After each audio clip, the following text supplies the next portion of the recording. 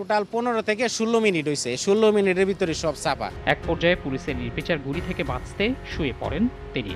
এ সময় বিজিবির পোশাকে থাকা কয়েকজনকে হিন্দি ভাষায় কথা বলতে শোনেন স্বপন।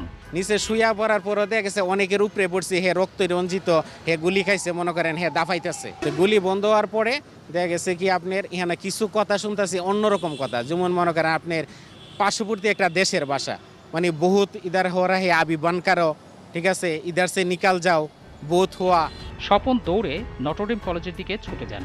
যাওয়ার সময় বিজিবির সদস্যদের বহনকারী 3টি বড় ট্রাকে নিহতদের লাশ তুলতে দেখতে পান তিনি। লাশ বহনকারী গাড়িগুলো থেকে তখন অঝরে রক্ত ঝরছিল। তো ওই জায়গায় 3টা গাড়ি লাগানোর পরে 3টা গাড়ির ভিতরে 3টা গাড়ির অনুমান ছিল 6 চাকার গাড়ি ছিল, পিছনে হইলো 2 চাকা 4 চাকা, আর এটি হলো বিজিবির গাড়ি, উপরে যে কাপড় দেওয়া থাকে, ডাকনা থাকে, এটা একটা কভার ভ্যানের মতো। যে লাশগুলি যে ভরা হয়েছে বোঝা যাচ্ছে যে আপনার কোনো আটা বা ময়দার বস্তা যেভাবে দুইজনে দইরা উপর মেজে দিলে যেভাবে হয় এভাবে দিতেছে। গাড়িগুলি পশ্চিম দিকে ঢুকছে, এদিকে গিয়া ওদিকে গেছে। মুড়ে যাওয়ার পরে লগে লগে আবার মুড়ের ওই জায়গায় লোডশেডিং দিয়ে দিচ্ছে। পিছনে দেয় একটা ফায়ার ব্রিগেডের গাড়ি পানি মেরে যাইতেছে, যেহেতু ব্লাড ফরতাছে। ফায়ার ব্রিগেডের গাড়ি প্রায় মনে করেন আপনার প্রায় আধা কিলোমিটারের মতো গেছে। পরে ট্রেনে করে ব্রাহ্মণবাড়িয়া চলে যান, কিন্তু বাড়ি যাওয়ার কিছুদিনের মধ্যেই থানা থেকে তাকে টেলিফোন করা হয়। এর কদিন পর ঢাকা থেকে একটি গোয়েন্দা সংস্থার পক্ষ থেকেও তাকে টেলিফোন করা হয়। বলতেছে যে আমি ঢাকা ডিজিএফআই অফিসতে বলছি, হেফাজতের মারামারির সময় আপনি কই আছিলেন, কি করতেন, ঠিক আছে, আপনি ডিটেল সব আছে। পরবর্তীতে আমি ওই সিমটা পাল্টার পরে ওই জায়গাতে আমি মনে করি আবার নারায়ণগঞ্জে চলে যাই। স্বপন পালিয়ে যাওয়ার কিছুদিন পর তার মাদ্রাসা পড়ুয়া ছোট ভাই জহিরুল ইসলামকে আইন শৃঙ্খলা বাহিনীর পরিচয়ে তুলে নিয়ে যাওয়া হয়।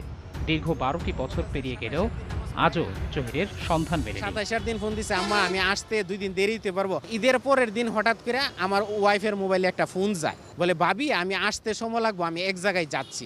এতটুক কথার পরে total switch off. A of আজও পর্যন্ত অফ।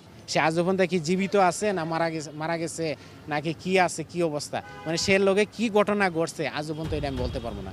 2013 সালের 5 মে শাপলা চত্বরের অভিযানে কমপক্ষে 300 জন হেফাজত কর্মী নিহতের বিষয়টি উঠে এসেছে জিটিভির অনুসন্ধানে।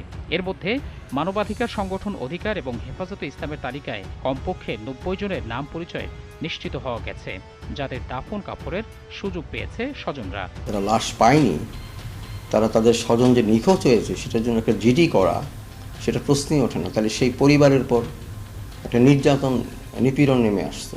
যারা ইসলামিস্ট একটা কমিউনিটিকে নিশ্চিহ্ন করার জন্য যেই অপারেশন চালানো হয়েছিল এটা গণহত্যার মধ্যেই পড়ে। ওই তালিকার বাইরে জিটিভির অনুসন্ধানে আঞ্জুমান মুফিদুল ইসলাম থেকে পাওয়া নথিতে নাম পরিচয়হীন অন্তত 229টি বেওয়ারিশ লাশ কোথায় দাফন করা হয়েছে সে বিষয়ে কিছুই জানা নেই বলে দাবি করেছে সংস্থাটি। ওই অকারেন্সের পরে যে লাশ আসছে ওগুলা কি মর্গ হয়ে আসছে কি না এটা আমি জানি না, মর্গের বাইরে তো আমরা যেতে পারি না।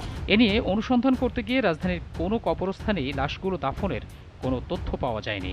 এদিকে জিটিভিতে প্রচারিত প্রতিবেদনে নিহতের স্বজনরা অভিযোগ করেন, গুলিবিদ্ধ হেফাজত কর্মীদের অনেকেই পরে হাসপাতাল কিংবা অন্যত্র মারা যান, কিন্তু সেসব লাশ স্বজনদের দিতে অস্বীকার করা কিংবা ছিনিয়ে নেওয়ার চেষ্টা করেছিল পুলিশ। আমাকে দাবি করা হয়েছিল যে 1 লক্ষ টাকা দেওয়া হবে, তুমি শুধু বলবা